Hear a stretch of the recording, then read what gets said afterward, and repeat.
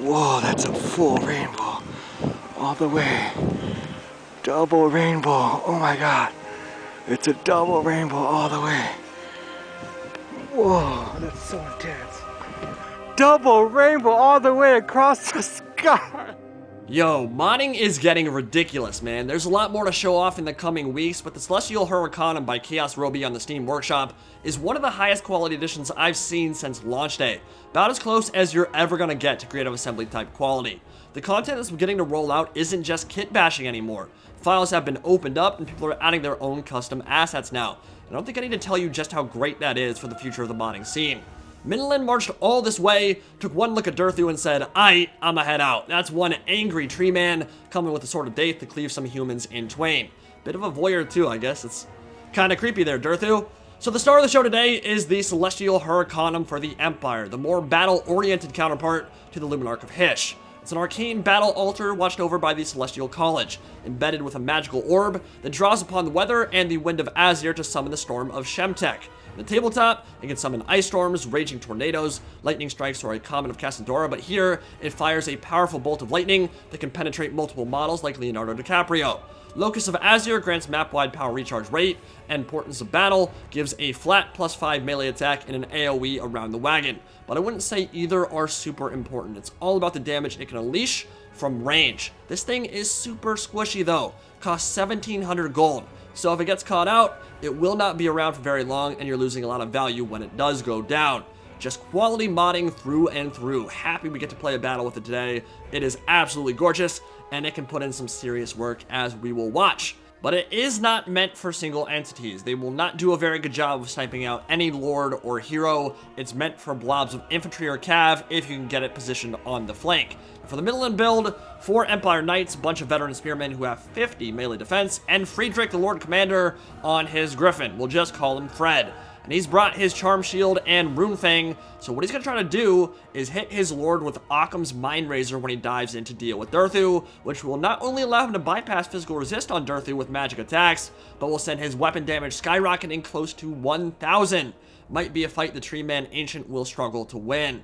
Across the ardent forests of Mere Woods come the forces of Argwylon. Front line of Eternal Guard, Starfire Shafts for sniping out armored targets, 3 of those. War Dancers positioned on each flank to quickly break through the infantry with their bonus versus infantry, and bringing up the rear are the Tricksters of Loek, with Storm of Blades and Loek Shroud for getting them into combat. Speed and Stalk are very useful when you want to roll them alongside a bunch of Wild Riders, and they will turn a cav fight quickly in your favor. Very potent Regiment of Renown if you can get them on the right target, but they're pretty squished despite their 16 melee defense. In the back, the Firebark Elders, and Durthu himself striding out of the woods like he owns the place, because guess what? He does. Now, as the battle begins, that was actually not directed at Durthu. It clipped the edge of the Eternal Guard and somehow hit him in the back. Did a little bit of damage, but we've got healing, Lore of Life, Regrowth, and Earthblood to make sure we get as much value out of the Tree Man Ancient as possible. Now, protecting my back line is not going to be easy this game. The Lord General can kind of go where he wants to. I do have 2 Wild Riders, but there are also 4 Empire Knights and more spearmen on the opponent's side of the field, which means that he'll kind of have his pick of litter in terms of the engagements. And as the Penumbral Pendulum rains down from the flank, that is going to do some good damage to the War Dancers and the Glade Guard with Starfire Shafts and get them moving. War Dancers down to about 2/3 HP right off of that cast. Now, the Wild Riders are going to get aggressive here. I want to get the cavalry off the field ASAP, and I got some good shots into the Empire Knights before I charge downhill. The Deer People will feast, and the idea here is to get the Loex Tricksters in behind and help support quickly. With Loex Shroud and the Storm of Blades, those Azrai Spear War Dancers are perhaps uniquely suited for slicing through heavily armored knights, provided they don't get charged. That's the idea anyway. Eternal Guard holding the line for now. The Glade Guard Starfire Shafts are pushed up a little bit too far. Firebark Elders and Durthu will commit to help save that Spellsinger, and the Glade Guard will retreat, get further up on that hill, get a loftier position from which they can snipe down from on high, and the Empire Knights getting a nice rear charge into the back of the War Dancers. And here we go. We're going to see the buff stacking, the steroid stacking. He's going to start looking like Barry Bonds during the Balco scandal. Look at this Lord General and his stat line. He is all testosterone up, my dude. 900 weapon damage That is no joke. He's also got like 122 speed, bunch of leadership right now. And you can see Durthu is feeling the effects of those magical attacks by passing right past his physical resistance. And Durthu is a sad boy. Now, the lowest tricksters got in too late. I left my Wild Riders in there too long, and that's going to be a big mistake. I should have retreated the Wild Riders through the safety of those Azrai Spear War Dancers and instead left them in, and they got dumpstered a bit because of it, and we've lost a bit of our mobility now. Well, Falcon will take that opportunity to release the Storm of Shemtek, the Celestial Hurricanum, calling upon the forces of the Ether, blasting the Azrai with thunderbolts from the heavens, and like Zeus from Mount Olympus, he will smite his enemies and cast their ruin upon the mountainside. Positioned perfectly, too, right on the flank as the Azrai War Dancers are going off. The Eternal Guard and the Swordswomen stacked on top of each other, Hurricanum licking its lips and seriously unleashing carnage upon their flank. War Dancers would normally be able to wreck these Spearmen, even though they are veteraned up to silver or gold chevrons, but they're getting shot, and each of those is just getting nastier and nastier with every subsequent shot. And look at the damage that thing can unleash when it's positioned perfectly. Now, to be fair, I kind of fed him those points. Should not be stacked that way, but of course, not exactly used to fighting its Celestial Hurricanum either. But yeah, it's definitely making its presence felt so far. So, Firebark Elders are in there. Lord General will go straight for them, and this is Durthu's opportunity to show the Empire his worth. Wild Riders will charge in, try to get some kind of fear route going, then retreat and realize they need to protect the back line, and the Glade Guard with Starfire Shafts were getting some good shots into the Great Swords, but unfortunately they died to the Great Swords, the lowest Tricksters did, and that's a big issue because I really wanted that unit to help deal with the cavalry in the rear. Now, Durthu is going to start fighting the Lord General, and this is where he can turn it back in his favor. No longer will he have the support from Occam's Mindrazor. I believe that spell is on cooldown right now. And yeah, as soon as Durthu goes back in, after regrowth, he's healed up nicely, and the Lord General will realize he doesn't want to stick around. Nice shots coming into the rear of the Empire Knights, but Penumbral Pendulum will get them moving, and I did give them a movement order in time, but unfortunately, archers, when they're in the middle of their firing animation, will not dodge out of the way, and I kind of freaked out at Falcon there. I was like, well, I just told them to move, and they didn't move because they were shooting, which made me sad. Lost some more Starfire Shafts. Durthu is getting surrounded here, and things are starting to look maybe a little bit bleak for the Wood Elves, but this game is far from over because Durthu is a monster, and he is beating the crap out of that Lord Commander, who has Occam's Mindrazor and Stand Your Ground pop for now, but the Wild Riders are supporting. There is healing there as well, and the Starfire Shafts are still online for now. Even the Celestial Hurricanum is getting stuck into melee combat at this point, but the Empire Knights are starting to get really run down. Everything is terror routing, and one or two more hits from Durthu might just kill the Lord Commander, and Fred is running away. He'll get up into the air, but he has no heal, so the next time he decides to land, if Durthu gets one more good attack into him, could be the end of the Griffin and the General. But Middenland has done a solid job of swarming into the range units in the rear. Blade Guard have to run. They might not be able to that easily. Pistoliers are bad in melee, but they can certainly tie them down, prevent them from firing. And the Celestial Hurricanum is now beginning to fire into Durthu, which won't do a tremendous amount of damage, and I'm purposely positioning him in the forest to dodge and block some of those shots. Use this forest here to prevent the projectiles from doing a lot of damage to my most important single entity, which is Durthu with that Sword of Daith. And he is going to make the Empire pay for every inch of ground they try to cover, and he's fighting on his home turf, man. Magical Forest. It's not the first time he's been on Ulthuan. He was around 8,000 years or so ago during the First Great War against the demons, to tutor Asterial and the twins Morellian and Yvraine, before his sorrow and his rage overtook him. But he'll unleash that now, and the Wood Elves are in desperate need of it because there's a lot of Imperial defenders swarming through the trees.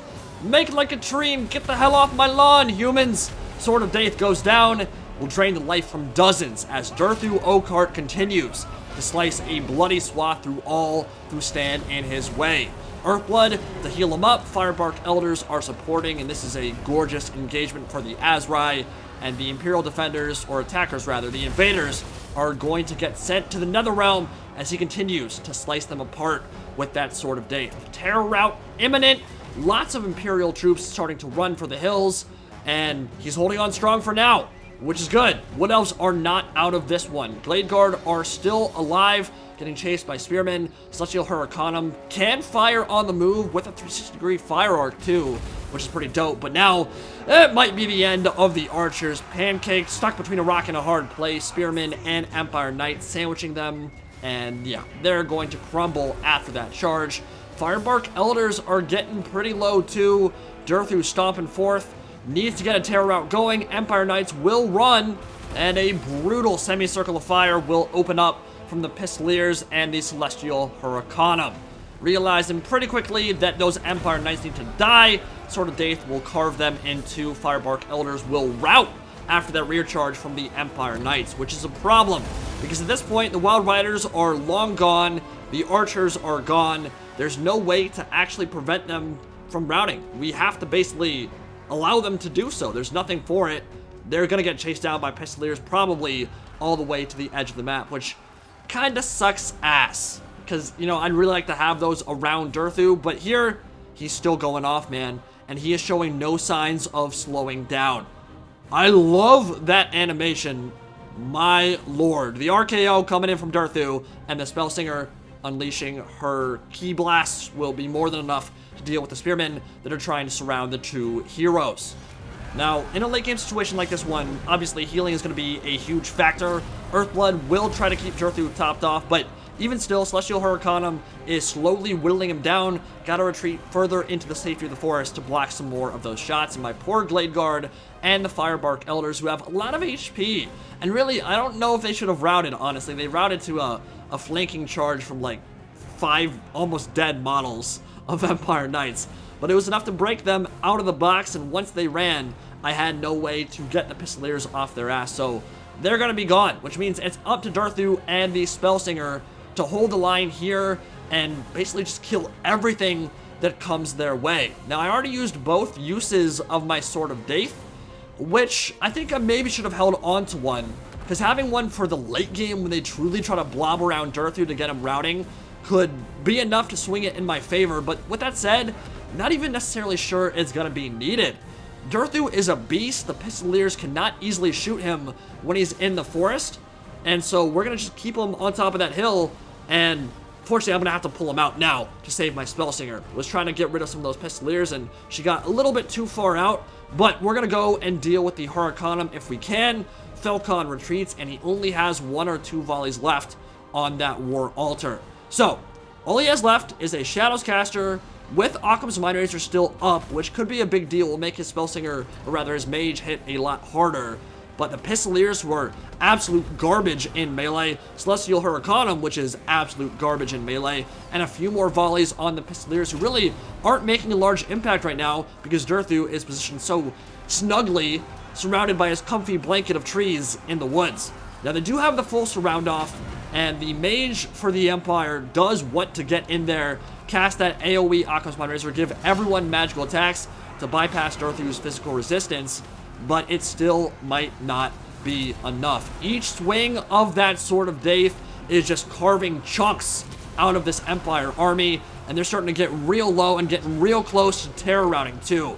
All that matters is killing the leadership at this point. If the Mage goes down for the Empire, this will probably be a mass rout for the forces of Middenland, which is why he's running away, trying to buff up the morale of his whole army. Occam's Mindrazor goes down, AoE magic attacks for everything. Those are all hitting at like 15 melee attack. I mean, they're absolutely tiny values. And here we go. This will decide it. If the Mage can take out Durthu and he runs, the game's over. If Durthu can kill the Mage, then the Wood Elves are going to take this battle and tear a rout. But it looks like the Occam's Mindrazor was just enough to seal it, and Durthu will run.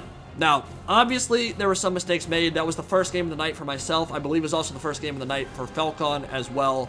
There were plenty of micro mistakes there, but it was fun, it was close, and it was a good showcase of the Celestial Hurricanum, who, in all 3 or 4 of our battles, ended up getting over 100 kills. So it definitely seems like it's worth its money. 1,700 gold is a lot to invest in a very squishy war altar, but it really did seem to make a large impact in each of the battles we played. You can position it on the flank and just absolutely shish kebab stuff if you give it time to fire. Now, Durthu carried me hard that game, no question about it, that combination of high physical resistance, large HP pool, and amazing melee stats is terrifying for a lot of factions to deal with. But if he had had better support from the Log's Tricksters, the Wild Riders, a little bit better engagements out on the flank, and not getting quite so blobbed in a couple of the infantry fights for the Celestial Hurricanum, that was a very winnable game for sure. I mean, you saw how close it ended up being, even with all those mistakes. If I hadn't made quite so many, Wood Elves definitely could have taken that battle. So, yeah, it happens. No big deal. But the Celestial Hurricanum itself, really fun unit, man. This is pretty much how I'd like to see it get implemented. I'd like to see a few more bound spells get added. Maybe the ability to summon a Common of Cassandora bombardment spell. We know it's not exactly an OP ability anyway, but it'd be great to see that. Some more options in terms of its ranged play, but overall, it's a really damn cool looking unit. It's really fun to use on the battlefield, and not only that, it seems relatively balanced too. You get what you pay for, but it isn't exorbitant, just massive damage output that completely dumpsters anything you set it into. It is impactful, it is strong, and it's good at its price point, but it can be killed relatively easily, and that means I think it's pretty well balanced overall. GG to Falcon. Hope you guys enjoyed.